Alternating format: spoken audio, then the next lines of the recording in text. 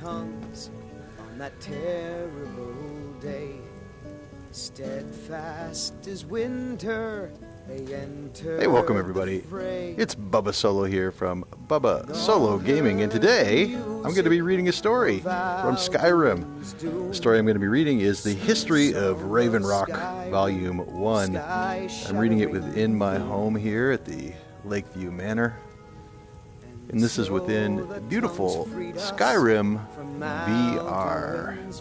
I've got a pot on, cooking some leek soup over this open fire. It's going to be delicious. Let's get reading, shall we?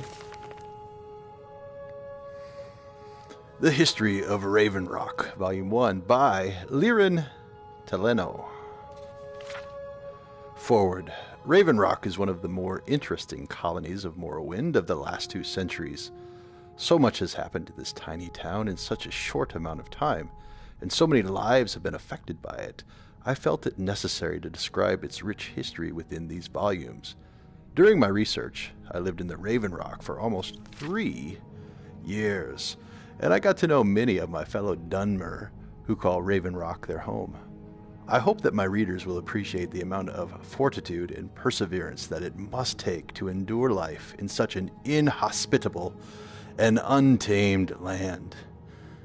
Well, I do feel sorry for this person a little bit, although I kind of like it over there in Raven Rock. Look at that beautiful raven. That's a nice R. I got to start making my R's that way. Raven Rock was founded in 3E 427 by East Empire Company in response to the discovery of a rich ebony mine on the southern edge of the island of Solstheim.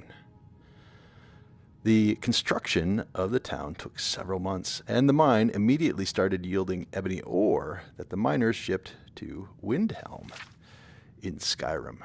By 3E 432, the town was home to over 30 people, all of whom depended on the mine for their livelihood. At this time, Raven Rock was almost exclusively inhabited by Imperials and a few Nords who were drawn to the mine's wealth. When the Oblivion Crisis arose in 3E 433, Raven Rock remained largely untouched by Mehrunes Dagon's forces, and work continued as usual. The bulk of the Imperial Guard that was stationed in Raven Rock was recalled to Cyrodiil to fight the invading forces.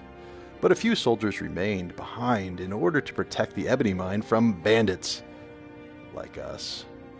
It's uncertain whether any Oblivion gates ever opened in Solstheim, as there appears to be no record of such an event ever occurring there. Lucky ducks.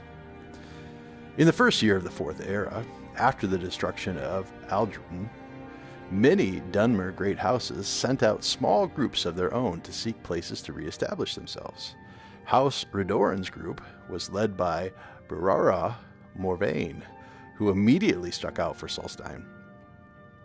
After some quick negotiations with East Empire Company and, some speculate, quite a bit of coin-changing hands, Brara's group was allowed to settle in Raven Rock, where they quickly became a part of the mining colony's way of life. The Dunmer proved to be both hard-working and reliable when it came to working in the mines, impressing the East Empire Company and solidifying their relationship. All was going quite well until that fateful day in 4E5, when the Red Mountain suddenly erupted,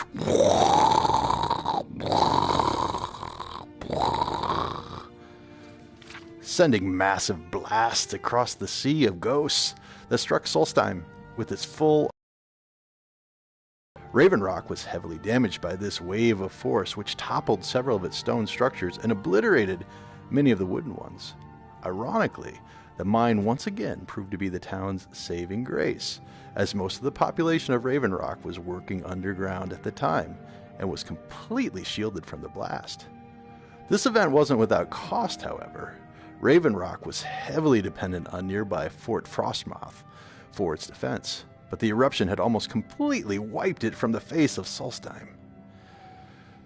The few soldiers that survived took residence in Raven Rock itself and attempted to set up a makeshift garrison there, but these scant few were hardly a match for potential threats to their town.